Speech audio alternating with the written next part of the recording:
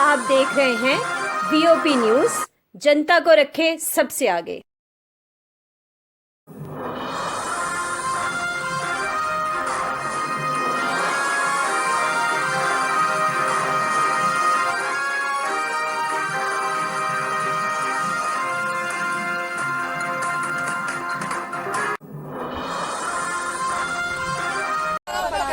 हमें पक्का करो। आज जम्मू कश्मीर के उपराज्यपाल मनोज, जैसा आप जानते हैं हम यहाँ पे एकत्रित हुए हैं। कल जो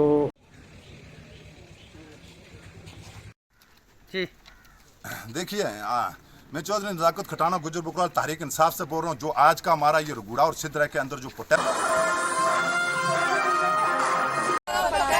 हमें पक्का करो। हमारी मांगे पूरी करो। हमारी मांगे पूरी करो। हमारी मांगे पूरी करो। हमारी मांगे पूरी करो। हमें पक्का करो। पक्का करो। पक्का करो। हमें पक्का करो। पक्का करो। पक्का करो। हमें पक्का करो। पक्का करो। पक्का करो। हम माननीय राज्यपाल साहब से ये गुजारिश करते हैं कि ये जो हमारे मुलाजम हैं, ये पिछले 15-15 साल से, 12-12 साल से, 13-13 साल से, 10-10, 11-11 साल से ये लगे हुए हैं। हम मीडिया के माध्यम से सरकार को ये बताना चाहते हैं कि एक तो जब हमारे वीर सुनानी बॉर्डर पे लड़ते हैं, उनको पता है कि बॉर्डर की गोली पार से आएगी और वो लड़ रहते हैं। पर ये जो हमारे जवान है, इनका जो गोलियां हैं, इनके दुश्मन बहुत हैं। जैसे वो HIV के पेशेंट हो, हमें नहीं पता क्या होता है। कोरोना जैसे चल रहा है, ये कोरोना महामारी में अपना पूरा योगदान दे रहे हैं और जगह जगह नाइट ड्यूटी कर रहे हैं, वेट कर रहे हैं, डबल ड्यूटी भी कर रहे हैं। और हमें सरकार से यही अपील करते हैं कि जो इनका राइट बनता है वो इनको रेगुलराइज करें और जल्दी से जल्दी करें। जैसे माननीय राज्यपाल साहब जी ने एक मीटिंग बनाई, एक कमेटी बनाई है। उस कमेटी में जो SRO 520+24 बनाया हुआ है, हम माननीय राज्यपाल साहब से ये गुजारिश करते हैं कि जल्दी से जल्दी उस कमेटी के बीच में डालकर एक ऐसा कुछ रास्ता तैयार किया जाए ताकि ये बच्चे अपने अच्छी तरीके से जिंदगी जी सकें, ये भी एक संसार में आगे बढ़ सके। और आज के डेट में 6,700 रुपए ये दे रहे हैं, हालांकि 50 रुपए केजी चीनी हो चुकी है, 50 रुपए 40 रुपए केजी आटा हो चुका है और सब्जी महंगी, हर चीज महंगी है। 6,700 के बीच में ये खुद को चलाएंगे, अपने बच्चों को चलाएंगे या अपने माँ बाप को चलाएंगे। कुछ किराए पे रहते हैं, वो किराए का मकान पे है, 2-2 हजार जाता है, रेंट है उनका। वो किस तरीके से अपने बच्चों को, अपने परिवार को चलाते हैं। तो मेरी ये गुजारिश है माननीय राज्यपाल साहब से कि जल्दी से जल्दी इन बच्चों को रेगुलराइज करें और हमारी डिमांडें पूरी करें।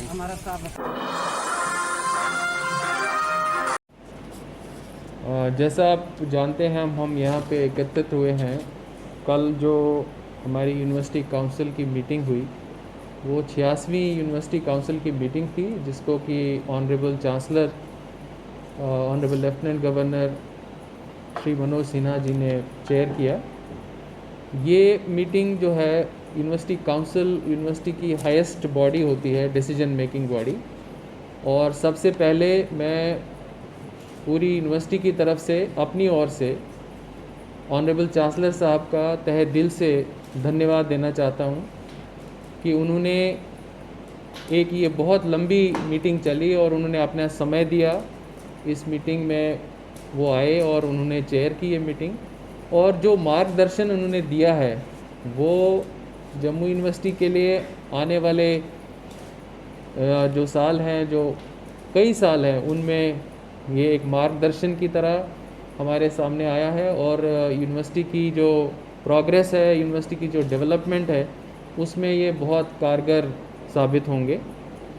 तो इस काउंसिल में हमारे एडवाइज़र साहब भी थे और उनका भी मैं धन्यवाद करना चाहता हूं। और जो जितने भी मेंबर्स थे, हमारे एक्सटर्नल जो चांसलर साहब के नॉमिनीज़ थे, वो मेंबर्स भी जुड़ गए थे काउंसिल में मीटिंग में, और उनका भी मैं धन्यवाद करना चाहता हूँ। हमारे जो फाइनेंशियल कमिश्नर साहब हैं, मेहता साहब, उनका भी धन्यवाद। तो ये जो मीटिंग थी ये अपने आप में एक बहुत इम्पॉर्टेंट मीटिंग रही। इसमें बहुत सारे लैंडमार्क डिसीजंस लिए गए। उनमें से सबसे प्रथम जो मैं कहना चाहता हूँ, जो ऑनरेबल चांसलर साहब ने जिस पे बहुत फोकस दिया, वो था कि हम जो डोगरी भाषा है इसका प्रोत्साहन कैसे कर सकते हैं, उसके लिए ज़रूरी कदम उठाए जाएं। उन्होंने निर्देश दिए कि ये ज़रूरी कदम उठाए जाएं क्योंकि हमारे यहाँ पहले से ही डोगरी डिपार्टमेंट है। तो उन्होंने कहा कि इसके ऊपर एक स्पेशल फोकस यूनिवर्सिटी का होना चाहिए।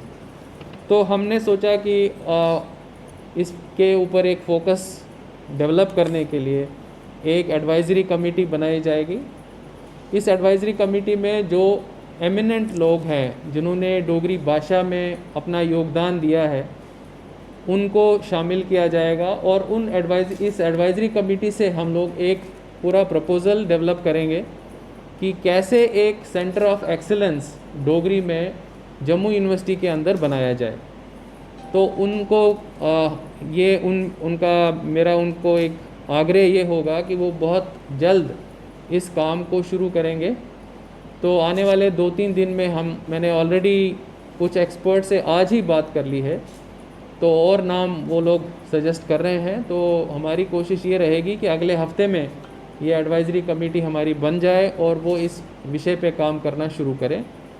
तो जल्द से जल्द वो एक खाका तैयार हो जाए कि ये जो सेंटर ऑफ एक्सीलेंस बनाना है डोगरी भाषा का, जिसमें कि हम खास ध्यान देना चाहते हैं लिंग्विस्टिक्स पे, फोनेटिक्स पे, डोगरी लिटरेचर पे, ट्रांसलेशन पे और हिस्ट्री, और स्पेशली डिजिटल टेक्नोलॉजी जो है उसका उपयोग कैसे किया जाए डोगरी भाषा को बढ़ावा देने के लिए।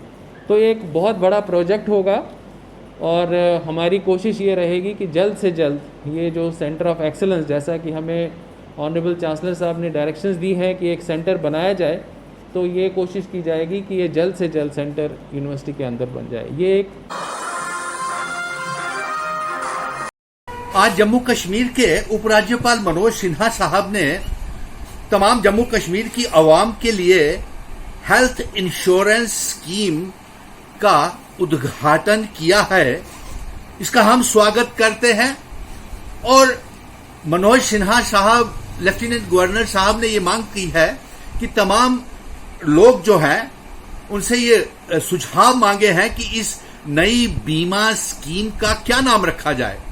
तो हमारी ये मांग है कि हम डोगरों के साथ बेहद बेइंसाफी हुई है। हमारे डोगरा शासकों की रियासत का तहस नहस कर दिया गया है। महाराजा हरि सिंह जी द्वारा दिए गए स्टेट सब्जेक्ट को बेकार का डॉक्यूमेंट बना दिया गया है। महाराजा हरि सिंह जी के जन्मदिन के ऊपर कोई छुट्टी की घोषणा नहीं की गई है और डोगरा रियासत को एक मामूली सी यूनियन टेरिटरी बना दिया गया है। इसलिए हम उपराज्यपाल मनोज सिन्हा साहब को ये सुझाव देते हैं कि नई हेल्थ इंश्योरेंस स्कीम जिसका उन्होंने उद्घाटन किया है उसका नाम महाराजा हरि सिंह जी बीमा योजना रखा जाए। महाराजा हरि सिंह जी बीमा योजना उस हेल्थ इंश्योरेंस जो J&K के लिए है उसका नाम रखा जाए। और इसके साथ साथ LG मनोज सिन्हा द्वारा जो टोल फ्री नंबर्स का ग्रीवांसेस को रजिस्टर करने के लिए वो जो नंबर्स दिए गए हैं उसका भी हम स्वागत करते हैं।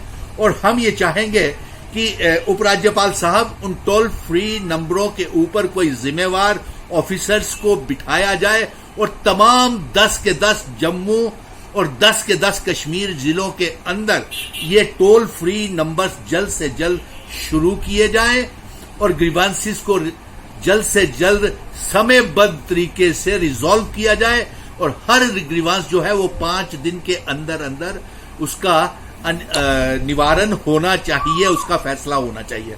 सो हम आपके टोल फ्री नंबर्स का भी स्वागत करते हैं और जो आपने हेल्थ बीमा को जो लागू किया है उसका भी हम स्वागत करते हैं और उस हेल्थ बीमा का नाम ये चाहते हैं कि आप महाराजा हरि सिंह जी बीमा योजना उस हेल्थ इंश्योरेंस स्कीम का नाम रखें। जय हिंद, जय भारत। और हमें मनोज सिन्हा साहब से और भी बहुत सी उम्मीदें जुड़ी हैं। वो हमारा राज्य का दर्जा और विशेष अधिकार जल्द से जल्द लौटाएंगे और जम्मू कश्मीर में चुनी हुई सरकार को जल्द ही बहाल करेंगे, पॉलिटिकल प्रोसेस को जल्द ही शुरू करेंगे।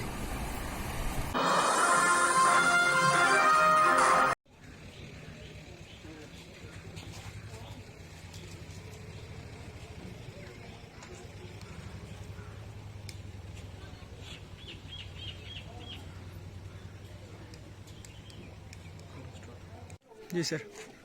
मेरा नाम हंसराज ठाकुर, मैं सरपंच और vice president all Jammu Kashmir panchayat conference Jammu Kashmir.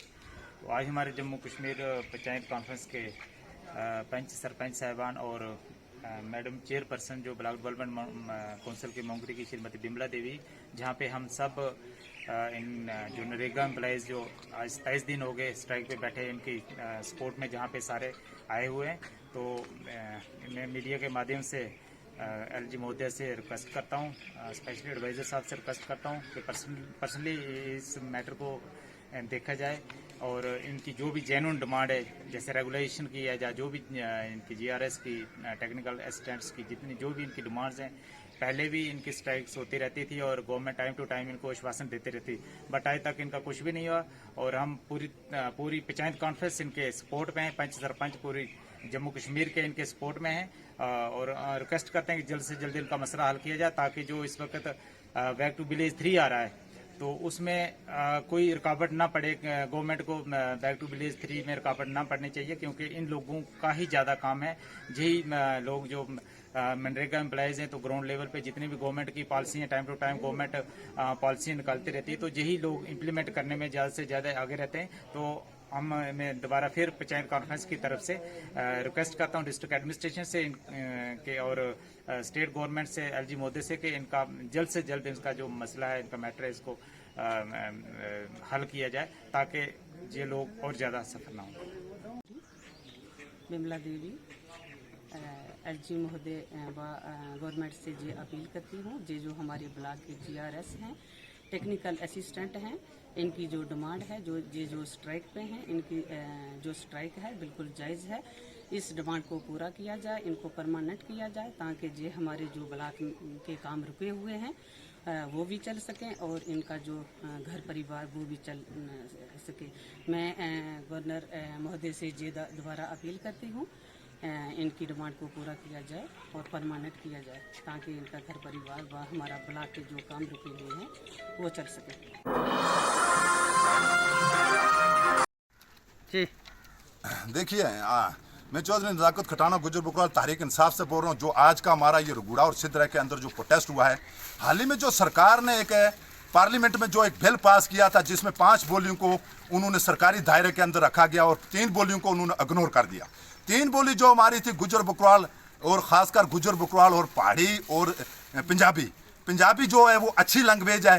पाजी किथू आ गए, उसके बाद जो पहाड़ी है बिजो, हम जो भी करते हैं वो पहाड़ी अपनी अपनी बोलियों के साथ जो है, लेकिन गुजर बकरवाल को इन्होंने सौतेली माँ का सलूक किया और इन्होंने 370 का वादा करके गुजर बकरवाल को बोला जी खासकर ये दीवार बनी हुई है, फर्स्ट राइट एक्ट जो है गुजर बकरवाल को मिलेगा रियासत जम्मू कश्मीर में। 2 साल पहले की बात है, राजनाथ जी वजीर दाखिला वजीर खारजा ने रियासत जम्मू कश्मीर का दौरा किया था और उन्होंने ये कहा था जी गुजर बकरवाल जो हैं वो मुसाफिर लोग हैं और वो घरों से बेघर हैं और उनको हम फर्स्ट राइट एक्ट देंगे, लेकिन हमारे साथ ये एक लालीपंप और एक जुमला दिखाया गया। लेकिन आज मेरी अपील है तमाम रियासत जम्मू कश्मीर के लोगों को, जितने भी हमारे पहाड़ी स्पीकिंग के लोग हैं, गोजरी के जितने भी हैं, गुजर बकरवाल लोग हैं, खासकर हमारे सिख बिरादरी के लोग हैं, तहसील वाइज डिस्ट्रिक्ट वाइज आज के बाद हमारा जो प्रोटेस्ट है वो शुरू है। उसके बाद मैंने बनिहाल में प्रोटेस्ट शुरू करना है, रामबाण में, चनाब खता, पीर पंचाल के अंदर सांबा है, कठुआ है, रियासी है। आज के बाद जो हमारा प्रोटेस्ट है ये शुरू है। मर्कजी सरकार को होश में आना पड़ेगा